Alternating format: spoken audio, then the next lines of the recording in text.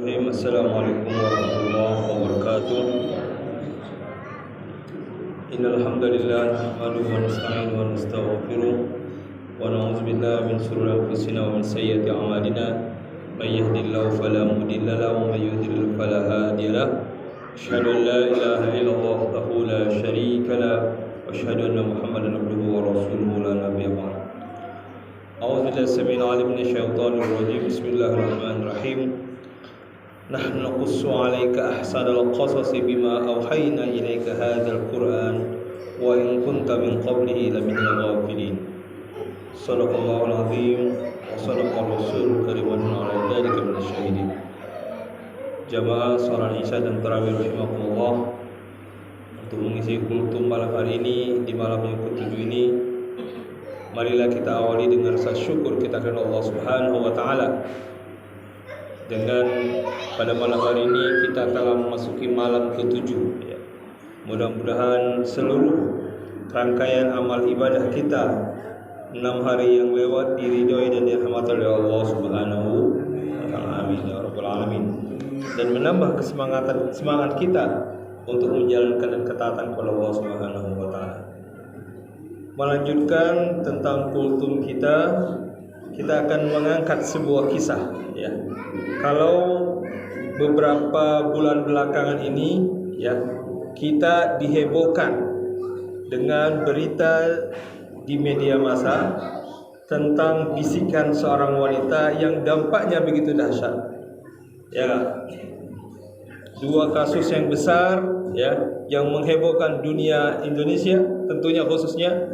Nah, dan ternyata KDRT ya, itu tidak hanya bersumber dari laki-laki ya, ternyata juga bersumber dari perempuan ya enggak? Kenapa?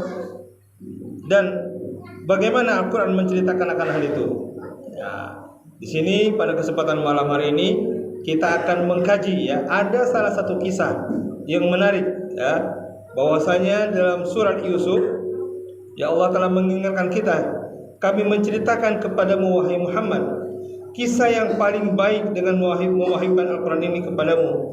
Sesungguhnya engkau sebelum itu termasuk orang-orang yang tidak mengetahui.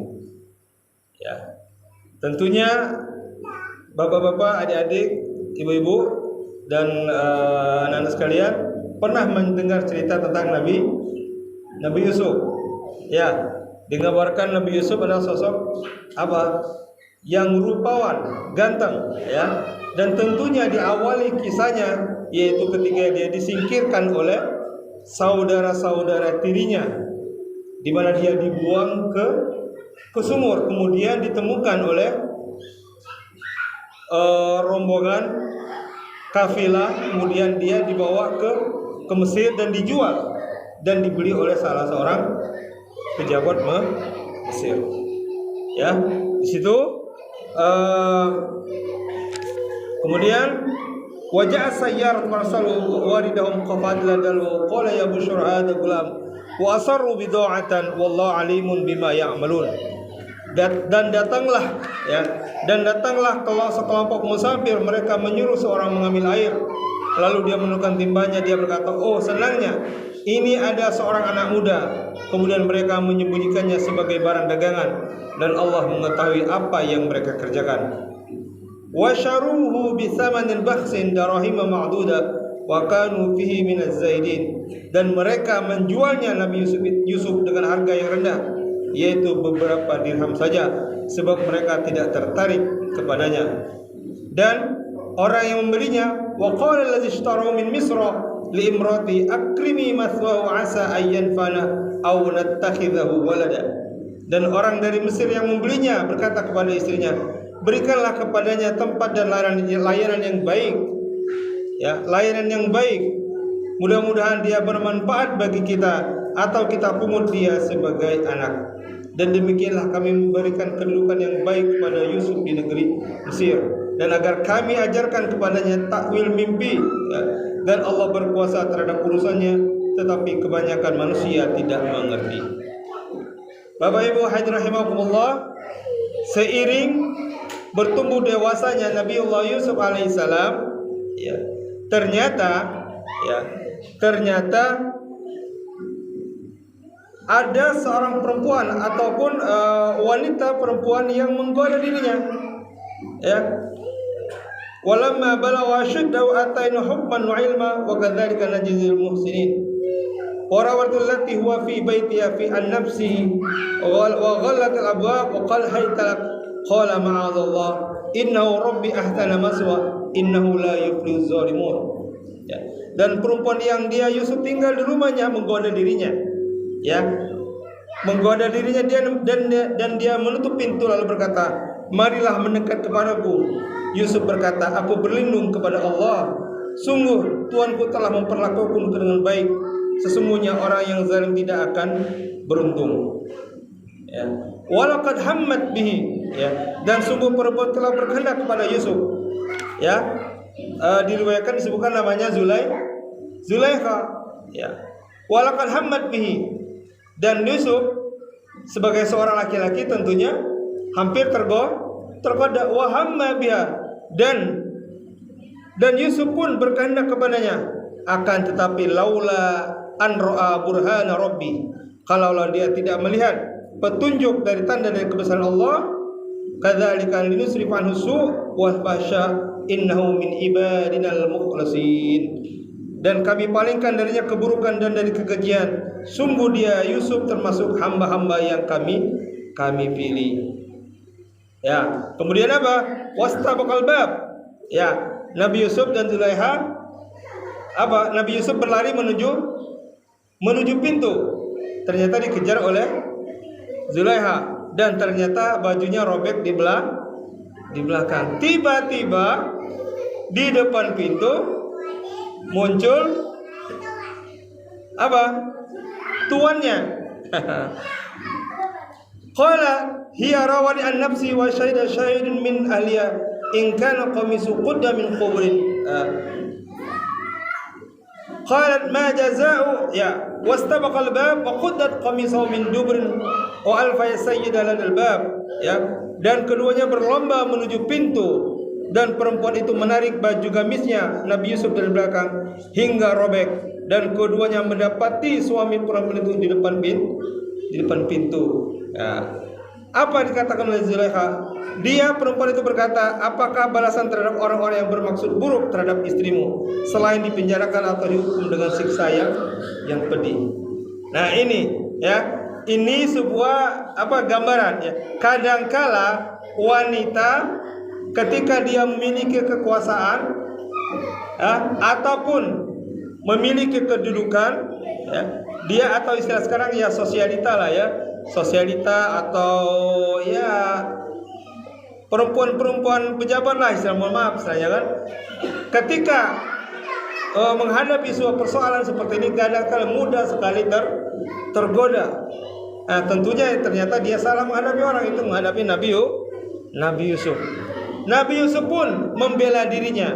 Qala hiya rawat an nafsi wa syahida syahidun min ahliya, ya. Dan Nabi Yusuf pun berkata, dia yang menggodaku dan merayu diriku. Seorang saksi dari keluarga pun berkata, jika bajunya koyak di bagian depan, maka perempuan itu yang benar dan Yusuf termasuk orang yang dusta. Dan jika ke baju gamisnya koyak dari belakang, maka perempuan itulah yang dusta. Dia Yusuf termasuk orang yang benar. Dan ketika itu dilihatlah, ternyata apa?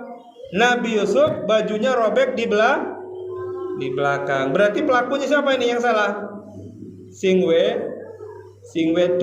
wedon. Tapi ya ini nih adalah relasi antara kuasa dan kekuasaan, enggak. Tetap yang dibela adalah siapa? Si perempuan. Apa? Di sini nih harus Yusuf dipaksa untuk tutup mulut. Yusuf a'rid an hada, ya. Maka ketika itu si suami perempuan melihat baju gamis Yusuf banyak koyak di belakang dan dia berkata, sungguh kau ini, wahai Yusuf, wahai Yusuf, lupakanlah ini. Ya. Yusuf a'rid an hada, dan istriku, ya. Wastaghfir li dzambiki, ya, mohonlah ampun atas dosamu karena engkau termasuk orang-orang yang bersalah. Nah, si suami masih membela. Kenapa? Ya mungkin tadi apa? Menjaga image, nama baik, kedudukan seorang raja. Istrinya selingkuh di depan mata. Tapi di sini apa? Dia masih bersabar untuk menutupi aib istrinya. Kenapa? Karena si istri kurang bersyukur. Akan tetapi ternyata gosipnya sudah menyebar, ya enggak? Gosipnya menyebar. Bayangkan, ya, beribu tahun yang lalu gosip saja begitu cepat menyebar, apalagi zaman sekarang. Maka apa?